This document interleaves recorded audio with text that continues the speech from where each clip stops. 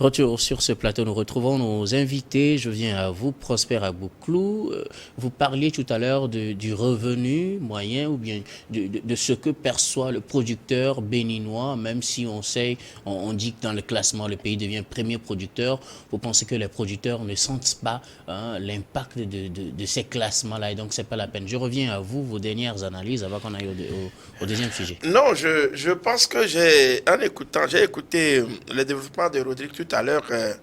Je suis bien d'accord avec lui sur l'optimisme qu'il partage avec ce classement et la politique menée donc par le président Talon, que nous apprécions beaucoup, qui a pris les choses entre les mains, qui est partout et qui voit tout à la fois.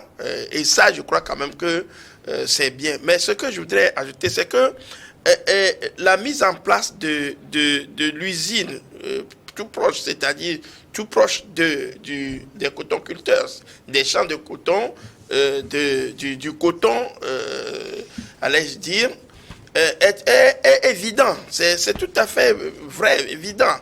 Mais il ne faut quand même pas oublier qu'il y a les produits intermédiaires.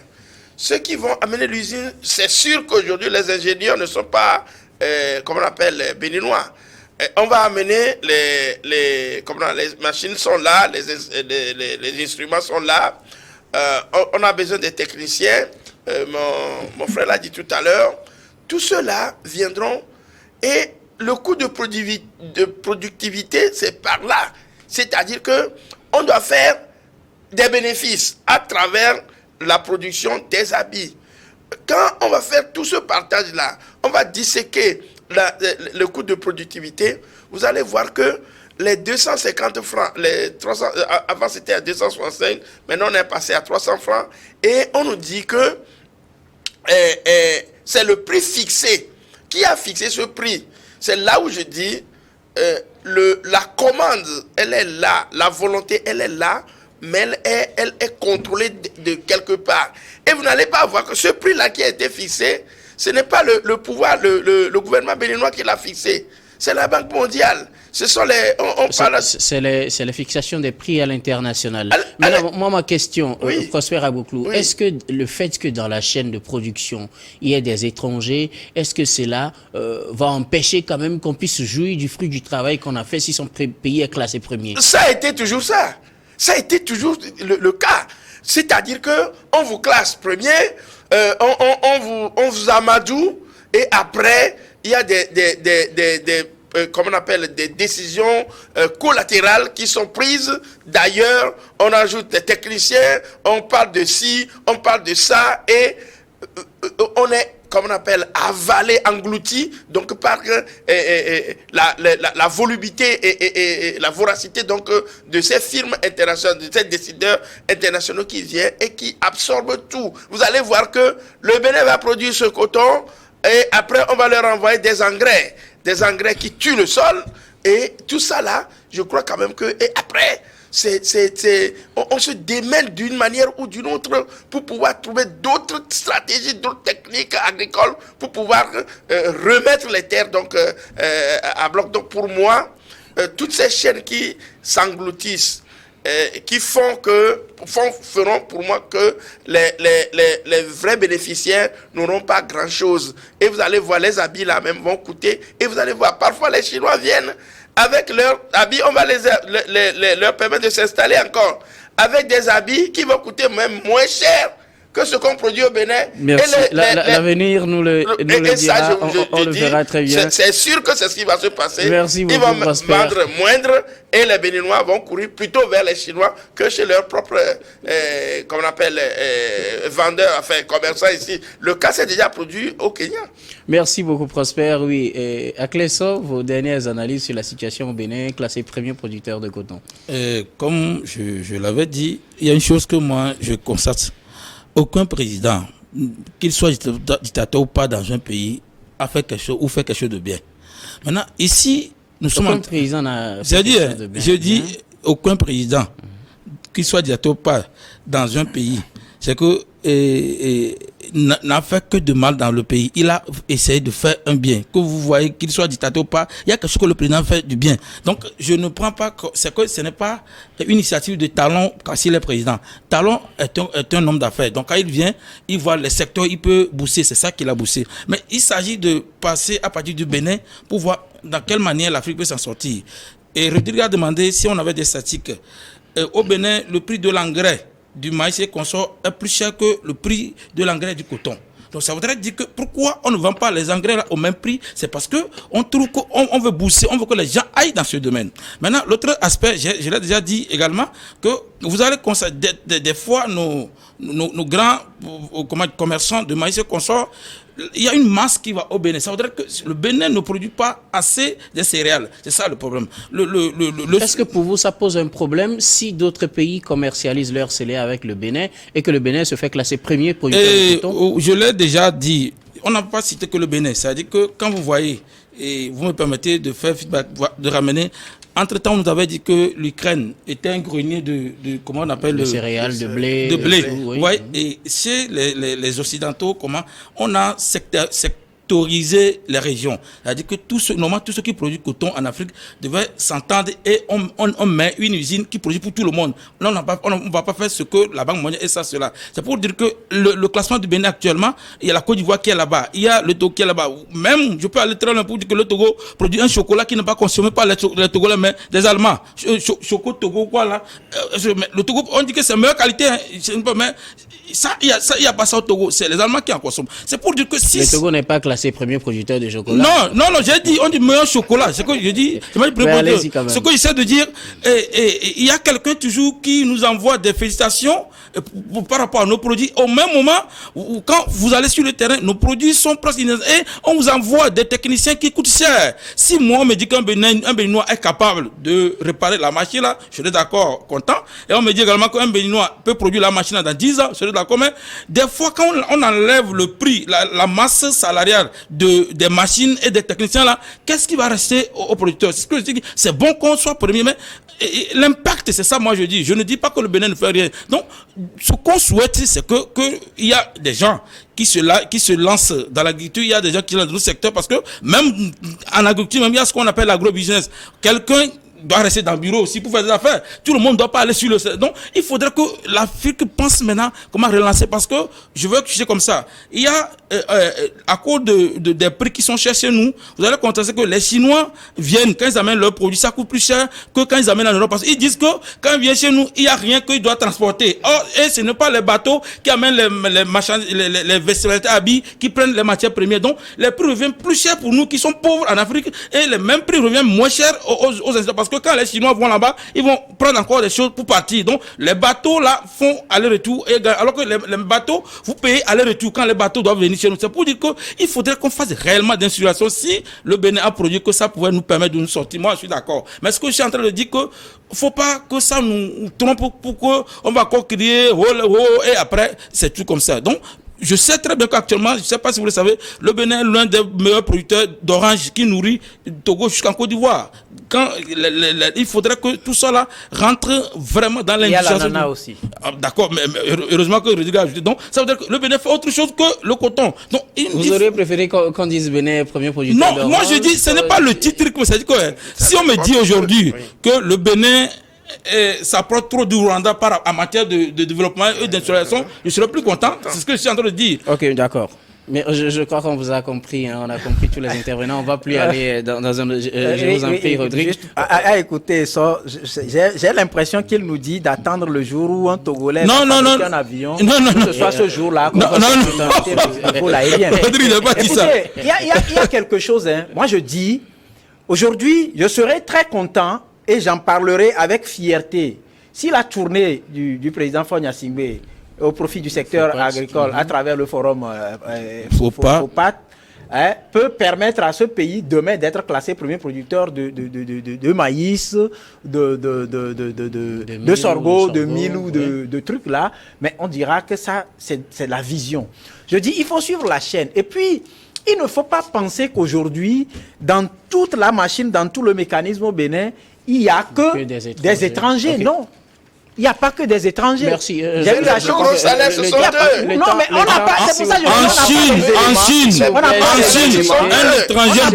on n'a pas les éléments d'appréciation. Je serais content qu'on me dise, par exemple, que tel technicien venu d'Asie est payé à 5 millions et que tel venu du Bénin est payé à 1 million. S'il vous plaît, nous allons au deuxième sujet, sinon le temps est contre nous. Nous allons au Soudan. Rodrigue, même si vous n'êtes pas d'accord. On va au Soudan. Le secrétaire général des Nations Unies se prononçait sur la situation au Soudan devant le Conseil de sécurité des Nations Unies. Le Soudan, les violences risquent d'envahir toute la région et aller au-delà, selon la déclaration d'Antonio Guterres. Après 10 jours de combat, l'on dénombre plus de 420 morts et 3700 blessés. Plusieurs pays ont entamé l'évacuation de leurs ressortissants. Une trêve a été négociée par le secrétaire des Nations, Anthony Blinken, le secrétaire d'État des États-Unis, mais la trêve n'aurait pas été respectée dans sa totalité. D'abord, est-ce que le conflit, effectivement, risque de se généraliser? Et si oui, à quoi doit-on s'attendre dans les jours à venir? Est-on en train de revivre un cas libyen bis? Rodrigue. Mais écoutez, depuis la chute de Muammar Kadhafi, qui était comme un protecteur, disons, de pratiquement toute l'Afrique, en la matière, parce qu'il avait, quoi qu'on dise, il avait son image qui pesait, qui empêchait certaines intrusions sur le continent. Vous allez comprendre que le terrorisme a été renforcé au lendemain de la chute de Muammar Kadhafi. Et ça, c'est la faute à ceux qui regardent aujourd'hui, sans réaction, la situation se dégrader au Soudan. Tous les pays pratiquement ont réagi. Non, il ne s'agit pas. Aujourd'hui, moi je dis, on a dit ici la dernière fois, tout repose sur l'injustice sociale. Les gens peuvent ne pas être d'accord, mais l'injustice sociale, tout repose sur ça. Et c'est ça qui a poussé les gens à aller prendre les armes pour, soi-disant, revendiquer ce qui leur revenait de droit. Aujourd'hui, vous allez entendre le secrétaire des Nations Unies parler de la négociation, de la transition.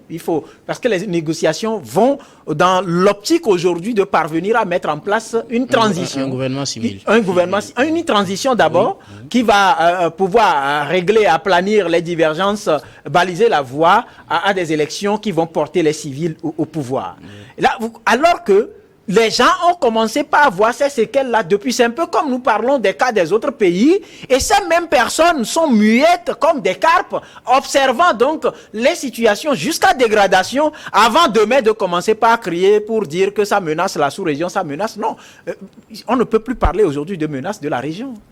Toute la région, là, est en difficulté. On a parlé de la dernière fois de la RD Congo. Est-ce qu'on peut aujourd'hui envisager pourquoi il n'y a pas le même acharnement sur la situation qui prévaut en RD Congo que le bruit qui se fait autour de la situation du Soudan? Donc, les gens qui sont à l'origine, qui ont des intérêts à manipuler les Africains, à leur donner les armes pour tuer leurs propres frères africains, ceux-là, je pense qu'il est temps qu'on leur dise de revenir en eux-mêmes. On est en train de perdre d'humanisme. Et ce n'est pas du tout normal. Ce n'est pas du tout normal. Donc aujourd'hui, cette situation, je l'ai dit la dernière fois, s'ils veulent négocier les trêves, où est-ce qu'ils les négocient? Ce n'est pas avec Rodrigue qu'ils les négocient. D'accord? Donc il n'y a pas que des trêves à négocier là. S'ils ont la possibilité de négocier des trêves, ça veut dire qu'ils ont la possibilité de négocier pour que les gens puissent laisser tomber les armes, qu'on puisse donner aux uns ce qu'ils veulent ou trouver un terrain d'entente. Selon les principes, cette trêve, si elle est vraiment observée, devait permettre de lancer des négociations qui aboutiront finalement au fait que les gens déposent les armes. Vous voulez que je vous donne l'exemple d'un pays où on vous dit, attendez, on va mettre en place de meilleures conditions pour aller aux élections, mais la machine électorale était en branle et ça a abouti, ça a donné ce que ça doit donner. Je dis, nous-mêmes, nous devons nous soucier de nos pays. Nous-mêmes, nous devons comprendre que personne ne viendra construire l'Afrique à notre place. Parce que celui qui doit venir construire l'Afrique à notre place, il vient avec les armes qu'il donne à Kodjo pour tuer Kofi. Et il donne une partie des armes à Kofi aussi pour se protéger contre les tirs de Kodjo. Et au moment où Kofi et Kodjo seront sur le terrain de bataille, c'est la porte ouverte au pillage systématique des richesses de nos sous-sols. Alors, si nous ne prenons pas conscience et que nous pensons que, en prenant les armes, soi-disant, parce que j'ai la force, parce que je suis président, parce que je suis X, ou en prenant les armes, parce que je suis de l'opposition, parce que je suis peut-être de la société civile, ou parce que nous n'arrangeons pas nos pays. Nous devons tous comprendre que l'utilisation de la force brute détruit le continent. Et il faut arrêter. Merci. Donc, si nous demandons à ceux qui nous donnent ces armes pour nous entretuer d'être médiateurs dans notre tuerie, je pense que nous ne voyons pas le bout du tunnel. Ce n'est pas si proche. Dans ce genre de situation, je ne vois pas le général Bourhan initier directement une négociation avec Daglo, mais je tiens en compte quand même vos observations. Comme il vit à Clesso, la crise risque de se généraliser à la sous-région. Que risque-t-on de façon claire? On risque d'aboutir à quelle situation clairement? Malheureusement, le Soudan aussi n'est pas trop loin ou trop éloigné du Sahel. Et que si on prend du Soudan et on essaie de faire un cercle avec des kilomètres, des diamètres longs, on saura que en réalité c'est la zone là. C'est un point stratégique entre la Corne, le Sahel et donc l'Afrique de l'Ouest, l'Afrique du Nord et un peu de tout. Rodrigue a essayé de dire quelque chose. En réalité, quand Béchir est tombé, tout le monde savait que ça allait envenimer. Donc on aurait pu régler le problème là en amont. Anticiper. Et pour que ça n'aille pas jusque-là. Parce que ce que j'ai apprécié, c'est que Rodrigue n'a pas essayé de faire cette comparaison par rapport à Rukin. Donc merci pour toi, ton développement. Parce que, vous voyez, les moyens financiers, les moyens matériels pour mettre fin au problème en Afrique doivent venir de nous-mêmes. Maintenant, ce que je ne comprends pas, l'Union africaine est là-bas. Jusqu'à présent, on peut envoyer des délégations pour régler le problème. Ils ont délaissé le cas congolais parce que tout le monde sait que le Rwanda pille Congo, mais on ne sait pas de mettre jusqu'à ce que les deux pays aussi vont aller en guerre un jour. Donc, il faudrait que l'Afrique ne peut pas, on n'est pas un pays qui est né de la guerre. Donc, ce n'est pas notre ADN. Maintenant, on laisse les autres, que ce soit qu'on peut citer Extrême-Orient, Occident, tout ça là venir vendre leur arme, c'est chez nous. Alors que l'Afrique ne fabrique pas d'armes. C'est qu'il n'y a pas, à part Sud-Afrique, qui fabrique. L'Afrique n'est pas, comment dire, expressément un continent qui fabrique des armes. Mais c'est ici, la plupart des armes sont utilisées. Surtout le Sahel, c'est le lieu de fourre-tout. Donc, moi, je pense que, si ce n'est pas trop tard, il faudrait qu'on comprenne. On me donne des armes pour tirer sur l'autre et que les gens sont contents de le faire. Peu importe comment les armes n'ont jamais réglé le problème de la guerre. Mais si on laisse ça s'envenimer, je pense que jusqu'à présent, on a eu des incursions terroristes presque au nord de chaque pays qui sont sur la côte, la côte de l'Atlantique ou au bord des mers. Tous les pays là ont connu au moins une incursion djihadiste. Donc si on laisse faire, je pense que tôt ou tard ça va aller. N'oublions pas que c'est également le problème d'agriculture qui a créé le problème là-bas. On a augmenté le prix du pain au Soudan sous Béchir. C'est ça qui amène tout ça là. Donc ça veut dire qu'il faudrait qu'on réfléchisse autrement. On veut construire l'Afrique, on ne veut pas la construire. Il faut qu'on se décide, mais allez, chaque fois, il faut voir 400 et quelques personnes que tu as dit qui sont morts. Ce sont des vies humaines. N'oublions pas qu'il y a un nouvel ordre mondial, je ne sais pas qui sont dedans, qui essaie de réduire la population mondiale par des guerres ou par des alchimies qu'ils veulent. Donc il faudrait que les gens comprennent pour ne pas jouer à ce jeu. Parce que chaque fois tu attends 40 personnes meurent ici, 30 personnes sont mortes ici. Donc c'est à quel fait? Donc il faudrait qu'on revienne de meilleurs sentiments. Et si les gens disent que l'Afrique, nos ancêtres nous ont jamais conseillé à faire la guerre, c'est la paix qu'on nous a laissé. Donc il faudrait que les gens aillent dans ce sens pour que au moins ça touche Soudan aujourd'hui. Je suis sûr que si on continue, ça va venir chez tout le monde. Et en matière de sécurité, quand tu dis que le torchon brûle chez l'autre, tu te tais, finalement ça vient chez toi. C'est pour dire que réfléchissons autrement pour faire partie des guerres qui nourrissent les autres sur nos territoires. Prosper Abouklou, le conflit risque de se généraliser à la région et au-delà. Que risque-t-on? Quels sont les pays qui seront les plus touchés? Quels sont les pays qui feront que ça? Ou bien quelles sont les situations qui pourraient expliquer le fait que ce conflit se généralise à d'autres pays? Le conflit s'est déjà généralisé. Pour le moment, les combats n'ont lieu qu'au Non, écoutez, il y a eu déjà la situation en Éthiopie entre les Tigrés et ce n'est pas la guerre au Soudan. Oui, c'est la guerre. C'est-à-dire que la région est déjà embrasée. Vous savez, Rodrigue a parlé du cas de la Libye. la Libye était cette porte fermée qu'on a pu défoncer et on a voulu prendre le Mali. Le Mali résiste à la charge, à cette charge-là. Et finalement, on a pointé le doigt sur une autre région parce que c'est un plan d'action. Comment vous voulez que ceux qui nous ont amené la colonisation, l'impérialisme, l'esclavage, qui nous ont imposé quelque chose qu'on appelle démocratie, et qui au vrai fond s'appelle dictature chez eux. Ceux qui nous tuent tous les jours, qui créent, qu'on appelle les djihadistes, les islamistes qu'on fabrique. Parce que pour moi, la religion islamique, l'islam, n'est pas une mauvaise religion, n'est pas violente, mais on l'a transformée. Maintenant, j'en viens. Oui, aujourd'hui, prenez Al-Bourhan et prenez Daglo. Ils sont de quelle religion? On va pas faire un débat. Bon, voilà, d'accord, je suis d'accord avec toi. Tout ce que je voudrais dire, c'est que quand Antonio Guterres se présente devant le Conseil de sécurité, il dit fermement qu'il faut cesser le feu, quoi que ce soit, pour qu'on permette aux civils. Ça, c'est du chantage. C'est du chantage. On se moque de l'Afrique. Regardez, qu'est-ce qui se passe en Ukraine quand Poutine se lève pour dire « Vous m'embêtez sur mes frontières, je ne veux pas ». On convoie des chars. Là aussi, on a négocié des trêves pour pouvoir faire des évacuations. Oh, c'est la même chose qu'on veut faire au Soudan. Où se pose réellement le problème pour vous? Le problème pour moi, c'est que le pantin de l'ONU, qu'on appelle Antonio Guterres... non, je vous en prie. Il est le secrétaire général des Nations Unies. On lui doit du respect, s'il vous plaît. D'accord. Malheureusement, les gens qui ne nous respectent pas, vous voulez qu'on les respecte? Ils ne nous respectent pas.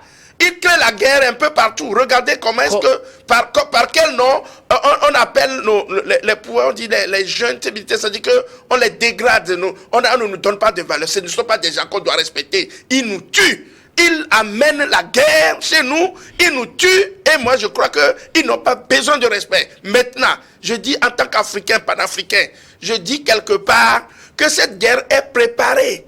Bien préparé. Regardez ce qui se passe en Égypte. Est-ce qu'il y a la démocratie dont on nous parle? La démocratie en Égypte.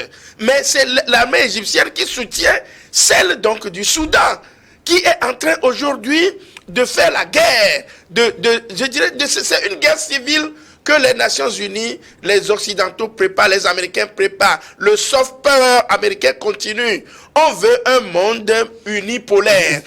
Vous indexez indirectement les États-Unis, si je le puis, mais c'est les États-Unis. C'est les États-Unis qui sont parvenus quand même à négocier ces trêves-là pour les évacuations. Et la trêve a marché? Bon, même si ça n'a pas marché, je dis, c'est des mots parce qu'ils savent ce qu'ils sont en train de faire. Ils nous embrouillent avec leur truc là. Comme il y a parlé tout à l'heure de l'Union africaine, elle est où? L'Union africaine, au début, avait voulu envoyer un émissaire, mais il faudrait que la situation se calme. Les tractations sont également en cours pour obtenir toujours un cessez-le-feu. C'est ce que font toutes les organisations. Docteur, vous nous dites en médecine, prévenir vaut mieux que guérir. Est-ce qu'on ne sentait pas déjà? Parce que tu sais, c'est fomenté. C'est-à-dire que c'est une guerre déjà préparée, c'est des situations préparées depuis Gafa et Nimeri, qui avait instauré la charia entre-temps, qui a créé les désordres au Soudan, qui a continué. Vous voyez à peu près, et après, c'est alimenté par les Occidentaux. Les Américains qui veulent avoir la même mise toujours sur cette région-là, qui imposent leurs lois. Donc moi je dis, quelque part, on en sera ici à discuter jusqu'à demain matin, mon cher Guillaume, on ne trouvera pas la solution. La solution est entre les mains des États-Unis, des Nations Unies, des Occidentaux. Ils savent ce qu'ils font, ils ont les manettes. Ce qu'ils disent en parlant donc d'une trêve de négociation. À chaque fois, on dit trêve.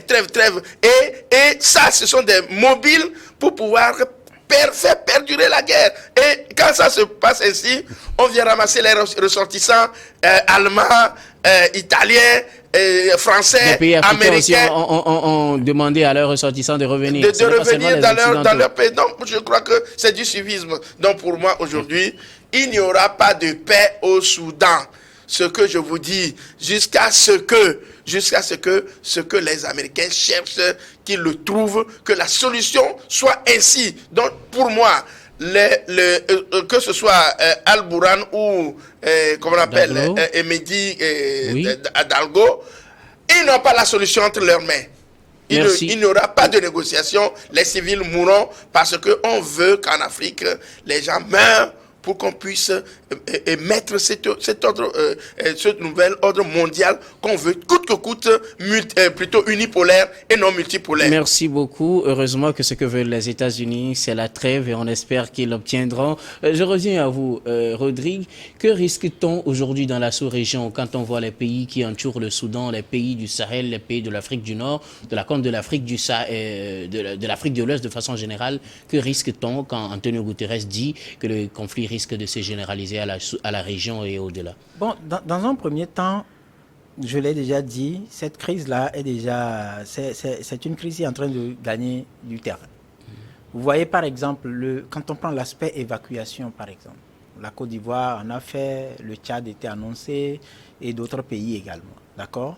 Et en interne, on ne sait pas, quand on vient, entre-temps, les citoyens de ces pays qui se sont retrouvés au Soudan, on n'a pas d'idée sur les activités qu'ils ont eu à pratiquer sur place. Aujourd'hui, on fait l'évacuation, ils viennent. Ils viennent, il y avait peut-être manque de ressources pour subvenir à certains besoins, répondre à certains besoins des populations, mais aujourd'hui, ces fonds vont être redirigés vers la réinstallation ou la réintégration de ces citoyens-là. Ça, dans un premier temps, ça porte un coup à l'économie. Ça, c'est bon. Des gens qui ont perdu leur emploi, qu'il faut laisser des citoyens dans un pays en guerre. Non, pas laisser. C'est pas ce que je dis. Il aurait pu donner les moyens à la population pour ne pas voyager, aller là-bas. Voilà. On reviendra tout à l'heure sur le cas de la Libye. Vous comprenez?